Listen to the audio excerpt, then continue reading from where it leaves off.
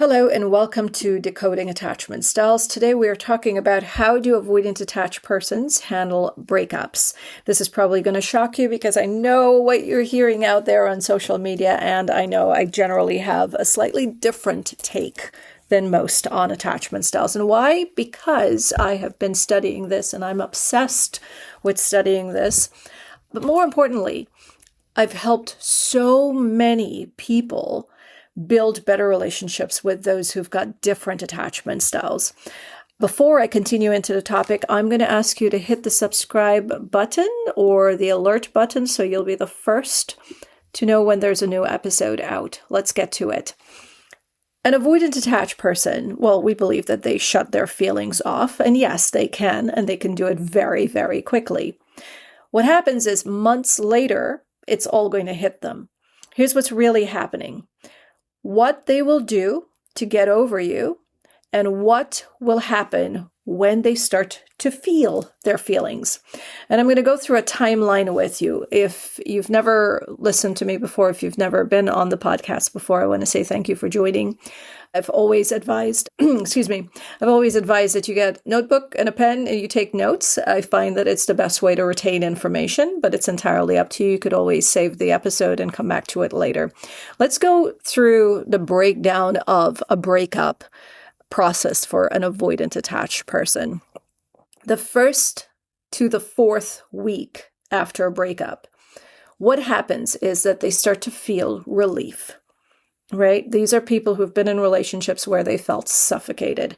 Not that you are suffocating, but whatever was going on, they might have started to feel a little overwhelmed, a little suffocated. So now what they're feeling is relief. They feel like, okay, I could finally breathe. I finally have my space back. You might have never asked for space, or you would have been willing to give them the space if they had asked for it.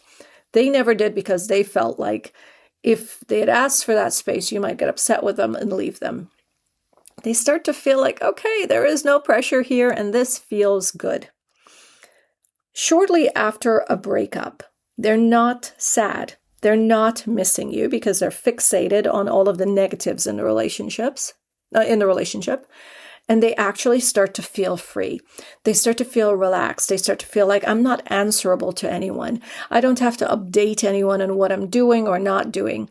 And so I could relax and do what I want, wake up when I want, not respond to texts if I don't feel like it, watch TV in my underwear, whatever it is. They're feeling free. And this is not pretend. They're not playing a game. This is just what they're going through. This is their process. It helps us to remember that everyone deals with breakups differently. We tend to project. We tend to think that if they're not chasing us like we would chase them, then they don't love us. If I say I want to break up and the other person doesn't try to work things out, then they don't care about us. Sometimes what they're doing is just respecting what we want. Okay? Now let's continue with this. Their brain, what it does is it shuts down any sad feelings. It's kind of like putting their feelings in a box and locking it away. They focus on work, their friends, their hobbies, anything but the breakup. And they convince themselves that they've made the right decision. They've convinced themselves that they're better off alone, especially if they were in a relationship with someone who kept telling them that they weren't good enough or made them feel like no matter what they did, it was never good enough. And they fixate on the problems that they saw in the relationship, and they keep reminding themselves that, yeah, this did not work out because there were so many issues we had. Now, your experience, what you're seeing is that they seem to be doing fine. You may be looking at their social media and you're seeing that they're out there with their friends, that they're posting on social media, that they're living their best life. That's what you're thinking. They look like they're completely over you and the relationship, and you're going to start thinking that they never cared about you, that they never thought you meant anything to them, and that they're moving on so quickly. And what are you going to do? Same thing I went through when I was going through these experiences as an anxious attached person. I curled up in bed and cried, listened to tarot card readers, or you sit and hope that they're going to come back. And sometimes we even scheme. We even thought of ways we could get them to be jealous and heartbroken and come back to us, but they're not going through that. And I'll tell you something, what I've learned over my years of studying attachment styles, the avoidant attached person, they know exactly what you're doing. When you start posting too much to get their attention, they know you're trying to get their attention. If you're out there acting like everything's okay, they know you're doing that. So how do they know it? Because they do the same thing. They are very, very aware of what projection looks like. They know that no one could go through a breakup and be absolutely fine. And they know they've gone through experiences in the past with breakups, so they know that eventually this is going to hit them. But in the moment of breakup, their brain is not allowing them to really process this. Their brain is just saying, this is not the right time. So what happens? About 4 to 6 months after the breakup, their nervous system is going to start to relax and their feelings are going to start to resurface or surface. They are going to start missing you. They're going to remember the good times. And they're going to start forgetting why they actually left. They're going to start questioning it. This is when the feeling of loss and fear, regret, shame, all of these emotions are going to start to hit. Now, I've posted about this on social media, and a lot of times people will say, oh, well, good for them, let them feel it. If you've been listening to me for a while, you know how I feel about this. I was once anxious attached, I'm now secure attached. And so I get the anger, I get the frustration, I get even the resentment and the hate and all of it that comes with it. But remember, there was a time when we hoped they would be kinder, more compassionate, more empathetic towards us. And so now in our anger, in our distress, can we feel those feelings and not try to shut them out? But can we now appreciate what they might have gone through with us and say, you know what? It's their process. And as painful as this is, I should probably focus on what's best for me. Okay, it's just not okay to be happy in someone else's misery, regardless of what they've done to us. I think it would help if we let go of the anger, because it's really not helping you. It didn't help me, it's not going to help you, and it's never helped anyone that I've met. So they're going through it now. You've gone through it in the first few months. Now it's their turn. Doesn't mean it's any easier than what you've gone through. Their sadness is finally going to come around. And sometimes it's too late, because by then all of the regret and everything that's surfacing and they want to probably reconnect with you, it might just be too late for them, because by now most anxious attached persons are already in other relationships. And that's okay. That's your choice. You don't have to sit around and wait for your avoidant attached ex to finally get it and come around. So you do what you need to do. And should they come back, that's when you decide how you want to take this forward, if you want to at all. But you have choice. So what are a few things that may make them realize what they lost? Well, one of it would be seeing you move on. If you're dating someone new or who doesn't really get them, holidays or birthdays without you, it's going to trigger memories of the past with them. Something bad happens and you're not there to soothe them, or you're not there to share it with them. If they see couples doing things that you used to do together, certain daily routines will trigger memories of you. And suddenly they're going to start thinking and questioning their decision. Now, I want to be clear here. This doesn't happen in absolutely every case. All right. Sometimes they feel like the relationship ran its course and this is not going to happen. It all depends on what your relationship looked like, what the dynamics were. Some people will reach out and ask me, would an avoidant attached person miss me after 2 months of dating or 2 weeks of going out? Not necessarily so. And that's really because you haven't had enough time to really build up a good, strong bond with that person. We tend to miss people that we've built a deeper connection with. We have more memories, routine stuff that we do, the safety that we felt in that relationship, how cared for, how much we trusted the other person, right? So there's a lot of nuances to this, and you want to be sure that you know the dynamics of your relationship and, how it plays out after a breakup. Now, what happens 6 to 8 months after a breakup? The processing starts, and they start to think that, well, maybe I messed up, or they wonder, why did I leave? Or they were actually really good to me. That's one of the thoughts that they would have, like, this person was really nice and kind and thoughtful. Why did I really do this? They might start to think that maybe I let a good one go. Or they start to beat up on themselves and think, I always do this. The regret is real.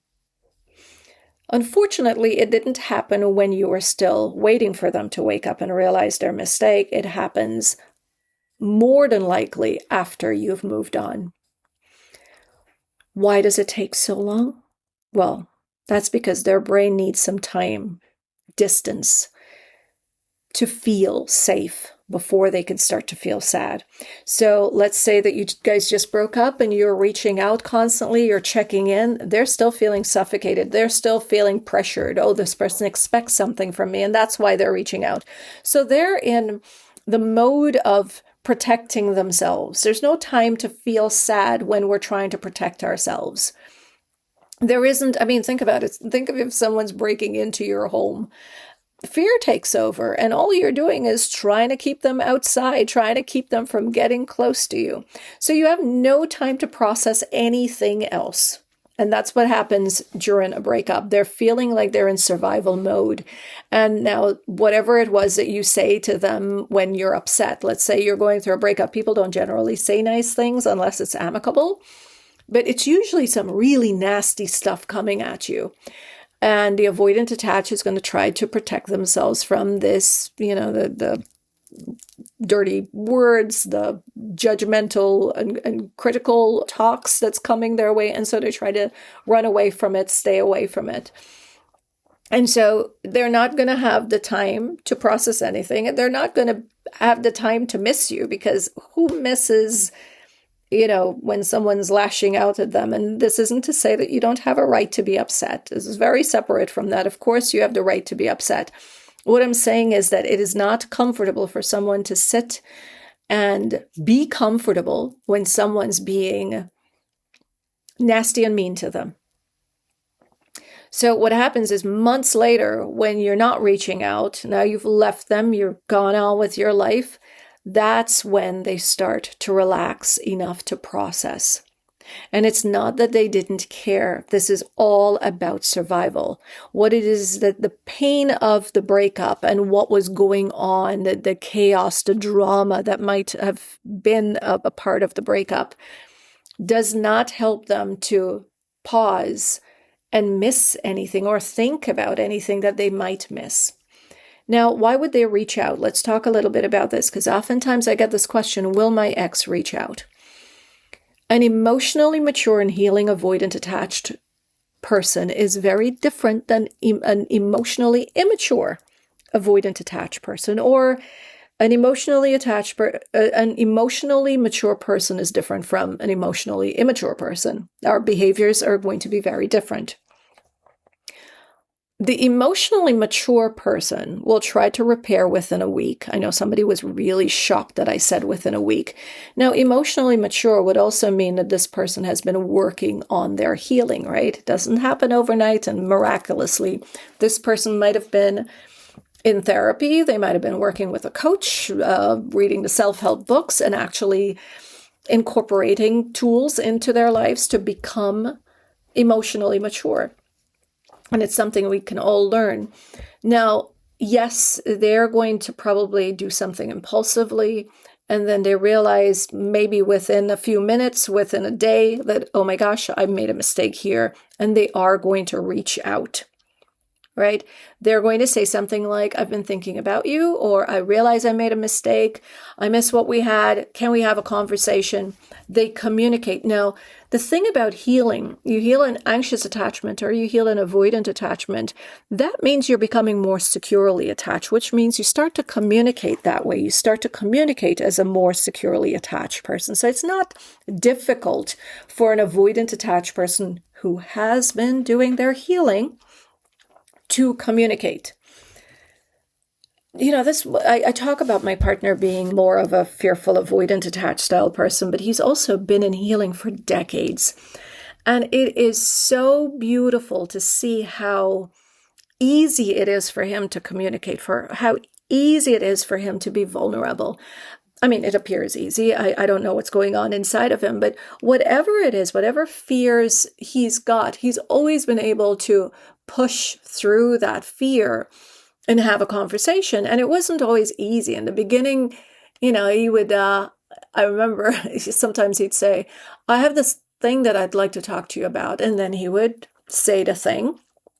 And I'd say, oh, okay. And, I agree or I disagreed, whatever it was. But we would have these calm conversations. And at the end of it, most times or more times than not, he would say, oh, I thought that was going to be harder.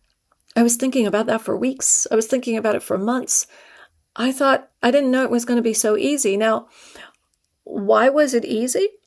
Past me in my 20s and 30s may not have reacted that way to hearing what he had to say. I might have gotten defensive or controlling, but it would not have provided a safe environment for him to freely talk about whatever he wanted to discuss. And for me to pause and think about what he was saying before responding. Now, I'm not saying that I was agreeable on everything. Absolutely not. I've learned how to set boundaries. I've learned how to speak up for myself too. But what he was getting when I did speak up for myself or I did not agree, he was getting me being calm and assertive and clear in my thought process as well, which allowed him to sort of like have this roadmap as to what my needs were as well. It didn't mean that I was going to shut down his needs. So say, for example, sleeping, right? He used to go to bed a little later than I did. And I sat with him once and I said, look, I would appreciate going to bed a little earlier because I have these hours that I need and why I needed my hours. And I watched him pause. And he thought about it and he said, yeah, might help me too to go to bed a little earlier. And I've done the same thing, responded the same way to things when he has talked about his needs. And I think that's what we want to pay attention to when it comes to looking for the emotionally mature, avoidant attached or anxious attached person. How they communicate. Are they quick to just shut us down and it's all about us and our needs? I mean, them and their needs. Or are they willing to accommodate us too, listen to us and try to meet us where our needs are or negotiate it, compromise? It's all about how we communicate with the other person. And that is what secure attachment looks like. You're still going to be triggered, but you're going to respond and react quite differently. So while an emotionally mature person, avoidant attached person, when they're working on their healing, they can very well be triggered by something and say, okay, you know what? I'm done. We're not going out anymore. We're breaking up. And then an hour after, they realize, okay, this was impulsive. I need to go and correct this. Might take a day or it might take 2 days, but they're going to realize, all right, I need to have this conversation. And they're going to push through whatever fear and discomfort and come right back to the table to have a talk. And it's interesting. I started talking about my partner and I didn't realize this was exactly what happened with us.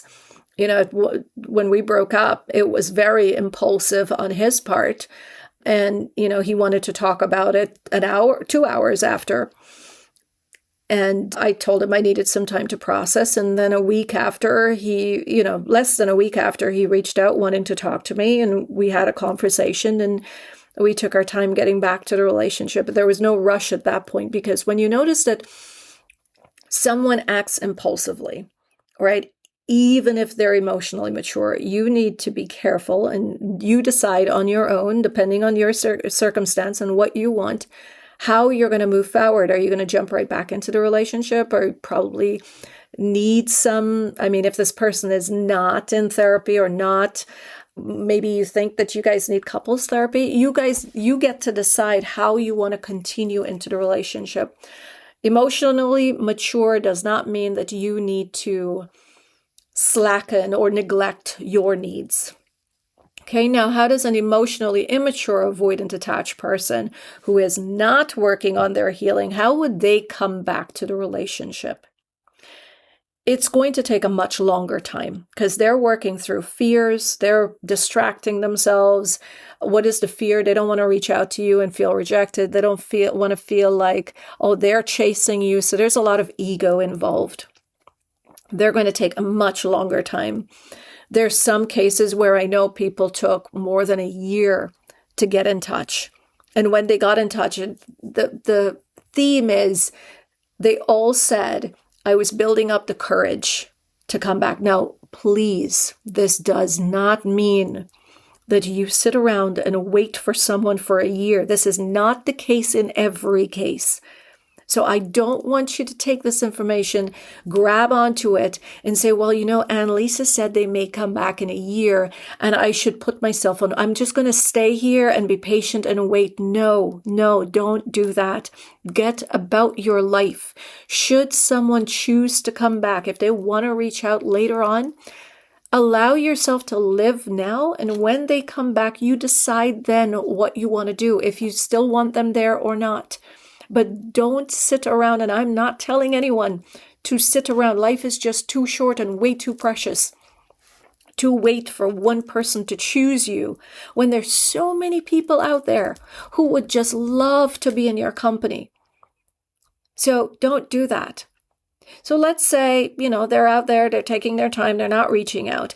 If they do reach out, you're not getting much. And when they do reach out, you're not getting much. You're getting the hi text, or hey, what's up text. Or they just reach out with some random thing that's going on in their lives and pretending as though nothing really happened, like the breakup didn't happen.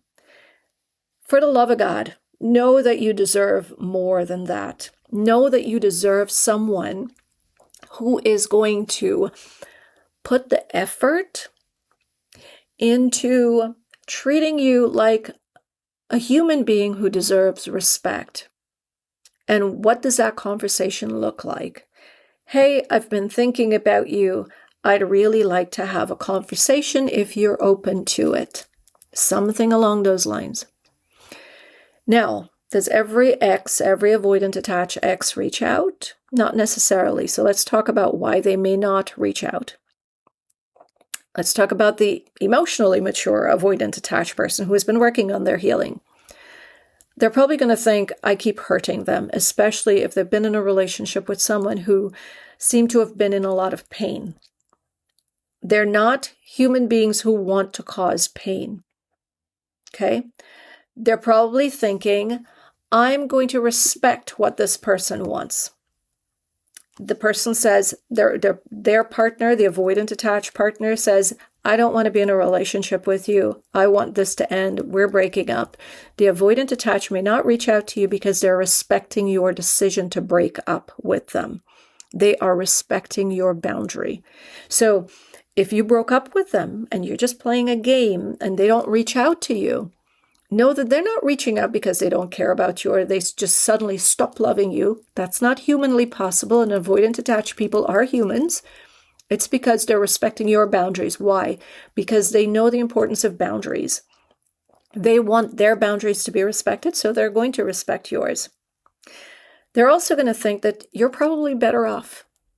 If you've been hurt, if you've been complaining in the relationship and things didn't seem to be going right for you, they're probably going to start to think that, you know what, yeah, they were always complaining. They weren't quite happy, so they're better off without me. Or they start to realize that, you know what, you've been complaining about the same thing over and over and over. If I try to get back with them again, I'm still not going to be able to do the thing that they want me to do, and I'm just going to keep messing up over and over again, so they don't reach out. Or it might be too much time has passed. Now, remember, a lot of this list of emotionally mature, avoidant, attached persons, what they will do if they don't, why reasons they won't reach out would be similar reasons why a secure, attached person won't reach out. Okay? They're not going to reach out if they feel like they're hurting you. They're not going to reach out if you ask them for the breakup because they're going to respect your boundary. They're going to think that, okay, this person's better off. They've chosen for themselves. Good for them. That's how a secure, attached person would think. And they're going to think, yeah, this person's made it clear I have not been making them happy, so why would I even bother? Why would I reach out? And too much time has passed. Now, the too much time thing would be both, again, avoidant and secure. They're going to think that, you know what, this person's moved on with their lives already, so I'm not going to be disruptive. I'm not going to get involved. I'm not going to reach out because I don't know what's going on there, and I don't want to trigger them or upset them. And again, I find that I keep doing this in the podcast. This does not mean that you reach out. It means you start working on your healing and get to a point where you could clearly see the relationship for what it was and what you didn't really like about it, and work on your healing. Or they would think, and a lot of people don't get this, not all avoidant attached persons want to get back with their ex, just like not all anxious attached people or secure want to get back with their ex. Sometimes they just, step out of the relationship and they process and they realize that this was not the person for me. See, what hurts us at the beginning of a breakup is really the rejection. Right? Whether it's the anxious attached who's suddenly feeling rejected just after the breakup, or the avoidant attached starts to feel rejected when they start to go through their processing. And when you start to process the breakup, when you really have had some time and space between, you may very well get to a point where you look back and say, this was not the right relationship for me. I'm glad for the experience. I'm also happy that it ended when it did, because it wasn't okay. It wasn't right for me. The thing is, when they're beating up on themselves about how they showed up for you and not showed up for you as they're going through the breakup, and this isn't when they've decided they didn't want a relationship or the relationship wasn't for them, when they're really beating up on themselves because they feel maybe they didn't show up for you as they should have, shame stops them more than not caring. What we want to know is that when someone breaks up with us, it's not because they don't care or they don't love us. It's not always the case. You can love a person and realize that you can't have that person for the rest of your life or in your life. And it could very well just be, well, most of the times you're not in alignment with each other. You're not attuned to each other's needs. So you can really love someone, like someone, and then have to decide that you're not meant to be on this path with me. Or I really, really like hanging out with you and I really enjoy our time together.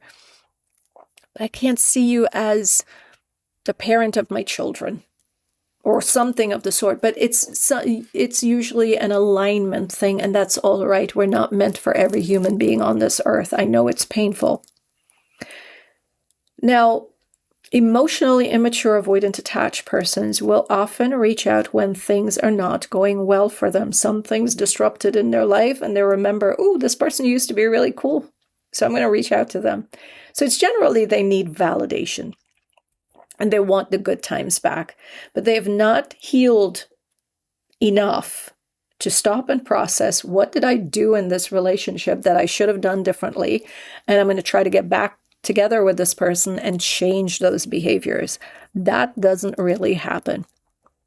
Okay, so that's the difference between the two of them. Now, do avoidant attached people feel sad about breakups?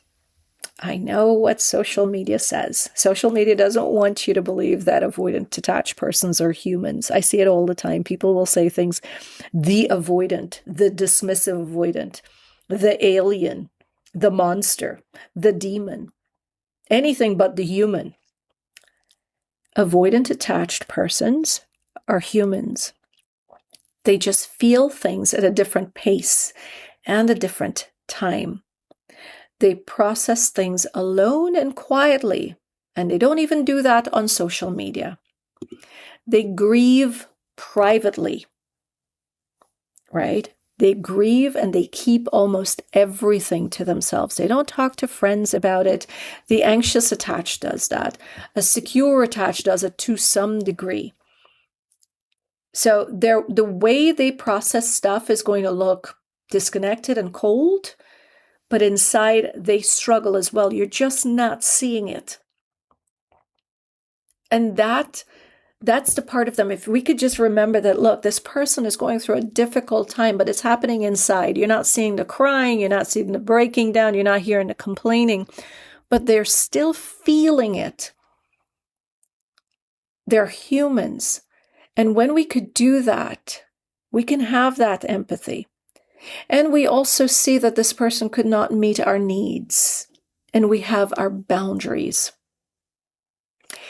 That's it for me today. I will catch you guys again on the next episode of Decoding Attachment Style. My name is Annalisa Bahadur.